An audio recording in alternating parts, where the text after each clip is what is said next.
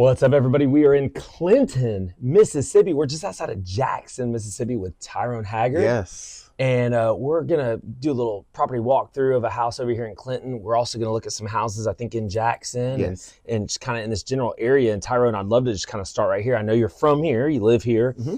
I want to know about this area. Okay. Can you tell me, let's start out with Jackson, Mississippi as a whole. Yes. How would you describe Jackson from a real estate investing standpoint? So Jackson is the major metropolitan hub. It's kind of like the same as Birmingham in your area.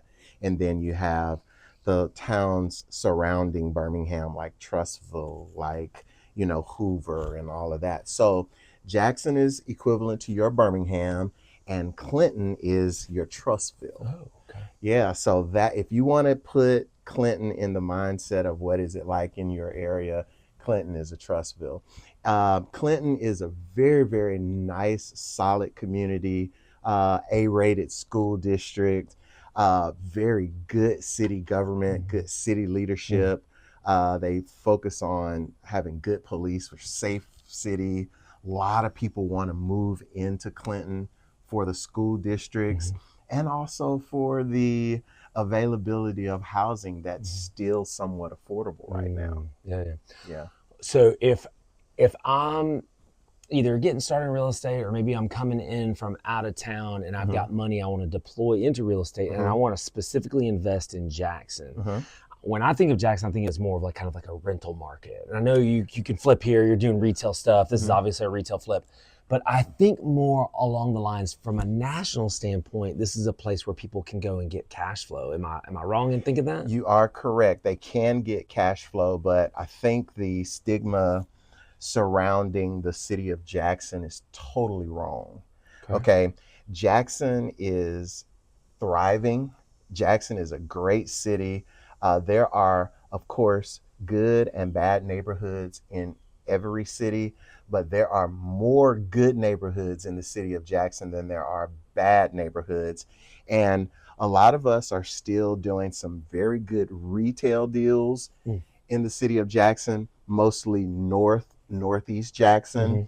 And we're doing some in South Jackson. I'm going to take you to one in South Jackson, but the rental market is good for Jackson because you can buy a lot of houses cheap and put renters in them, but that is only in specific areas of the city of Jackson, which is, I'm sure it's the same way in the Birmingham area. For sure. Yeah. For sure. Yeah.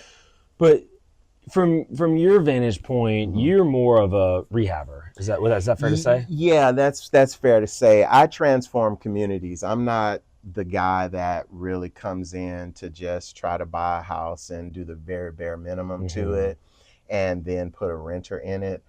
I'm more of the guy that takes a street like this that's great in a great neighborhood, and I want to get every house on the street and transform it to make it as much like new construction as possible and make it affordable for a homeowner to come in and have a pride of ownership instead of a renter coming in. I bought this house from a tired landlord. Okay.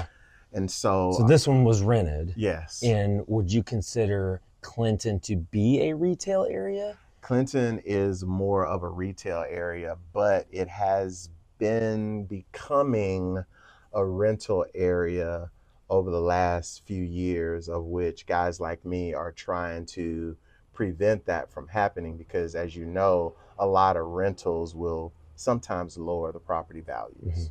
Yeah. And so we're trying to keep as many properties in the city of Clinton occupied by homeowners. For sure.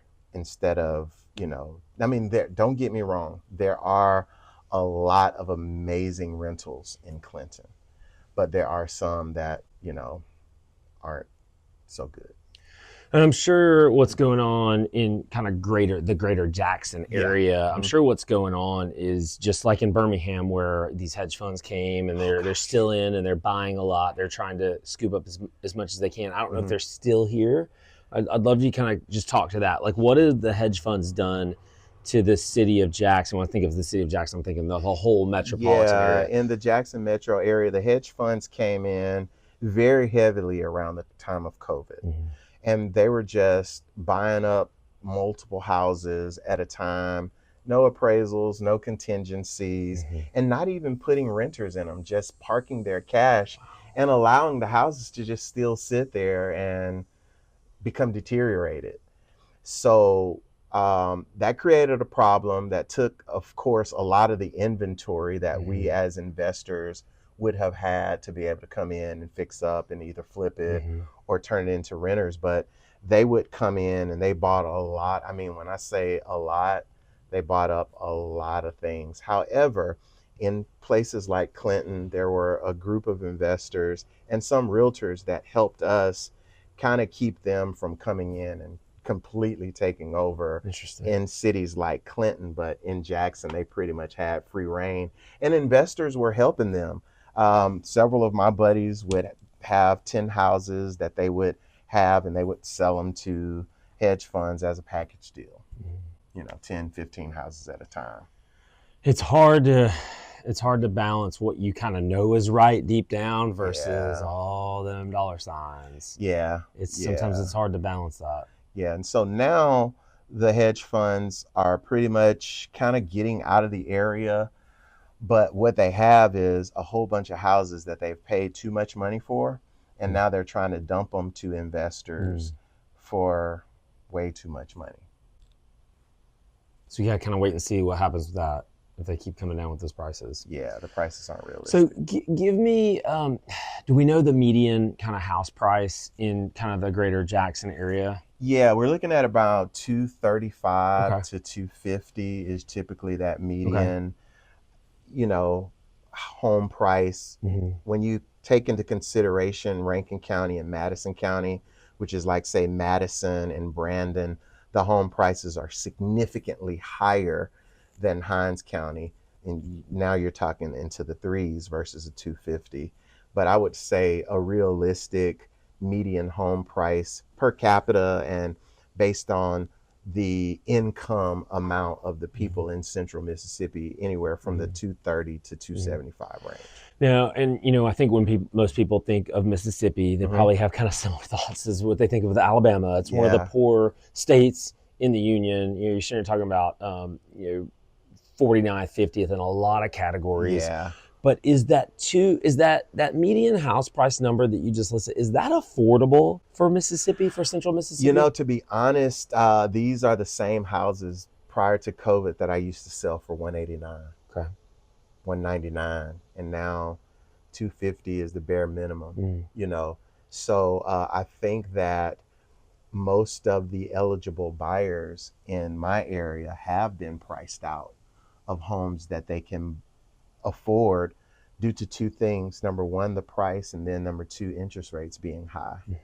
So that's been the challenge that I've been facing, trying to put the price of a house right, good enough for somebody to afford. But mostly in central Mississippi, home prices that are north of 275 are out of reach for most home buyers, like school teachers, like police officers, firefighters, things like that. It's unfortunate, but it's the truth. Is there and I know that you mentioned a second ago you like to transform neighborhoods. You told me before we even started that you did this literally right across the street here. You did a flip. You said you're gonna show me a house we're gonna go to later where you've done many on the same street. Absolutely. Obviously, if we can, as a house flipper, as a rehabber, if we can do multiple on one street, that's only helpful to us with resources and things like that. Yeah. Is that something you try to do? How are you able to even do that? Because that seems to be a little tricky. Well, that is my main focus. So I don't consider myself as a house flipper. I don't flip houses. I transform communities. And that is a difference in the mindset, in the way that I approach my business. I approach my business in that I'll create a target area, and all I need to do is get one house on that street. And then that is when my system kicks in of canvassing, knocking on doors, introducing myself to the neighbors, reaching out to all realtors in the city, letting them know that, hey, I'm going to be targeting this area. If you've got, just basically all of my many tentacles of not necessarily finding deals, but helping deals find me. That is my main goal. And it is not to just flip one house here or there. Ideally, if I can get the whole street, that's the goal. And sometimes it happens, and more than not, if I don't get it at the same time while I'm working on them then and there, they'll eventually come back. Like that transformation right there was 3 years ago. So here I am back on this same street 3 years later. And so if I bounce in and out of a neighborhood, that's fine. But as long as you can see that I've been in a neighborhood, that's really all that I'm concerned about. When did that approach kind of click for you? When did, or was it always like that for you? You always wanted to do that? Or, yes. And if that was the case, then how did that come about? Well, it came about just because I've always wanted to be a builder. I've always wanted to be a real estate investor, and I didn't want to do it on a small scale. And so a big part of my vision was not to just flip houses, but to transform communities, both making an impact in the community and an income for my company. And a big part of my system is how I find deals. And I'm not just casting a big, broad net to find deals. I'm doing it strategically and surgically because I want to concentrate all of my resources in one general area at a specific time and try to do as many houses as I possibly can. And so through my network of realtors, one of the biggest things for me is that I don't get most of my leads from like wholesalers or realtors. I'm very much integrated into the community here in the city of Clinton, being on the baseball board for the high school, sponsoring youth leagues, soccer teams, and, you know, creating a relationship with the community that everyone knows that, hey, we've got a homegrown community transformer that's personally vested in the success of this city. My children go to school here. My business is here. I live here. My family and friends here. And every ugly house that I see is an opportunity for me to make the city better. Wow.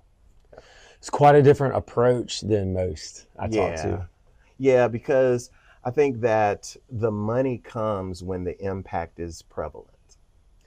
I think what I see though, Tyrone, and I commend you, I think it's great. I think a lot of people kind of jump in with similar thoughts, like, oh, you know, I want to transform a community. And then you realize you get in there and the numbers are kind of like tighter than what you would have thought. And then you end up finding yourself cutting corners just to turn a profit and things like that. How do you avoid those kinds of things? Well, you know, Brian, I wish that I could tell you that it was just some type of magic and some type of special sauce that I had. It just came from me putting in the work. I was a home inspector. I became a licensed home inspector 7 years prior to me flipping my first house. I put in the work to learn what I needed to know to be at this level. And I did it strategically. I didn't really want to be a licensed home inspector. I just really wanted to know everything that I needed to know about a home as a savvy investor so that I can speak intellectually to contractors and subs and all of that. Ended up loving it. But so being a licensed home inspector and then also becoming a contractor, I'm my own contractor, it allowed me to be able to, number one, know what I'm looking at when I see a house, and to be able to, and I don't want to use the word accurately give a rehab estimate because there's no way you're going to get it accurate, but it helped me to be better than most. Yeah. Awesome. So, yeah. Awesome. Tyrone, thank you for kind of taking us through kind of Jackson, Mississippi a little bit, give us a little bit of a nugget. I want to take a look at this house. So let's look at it. I'm excited to look at it. Guys, stay tuned for the next one right on the other side of this break. Stay tuned.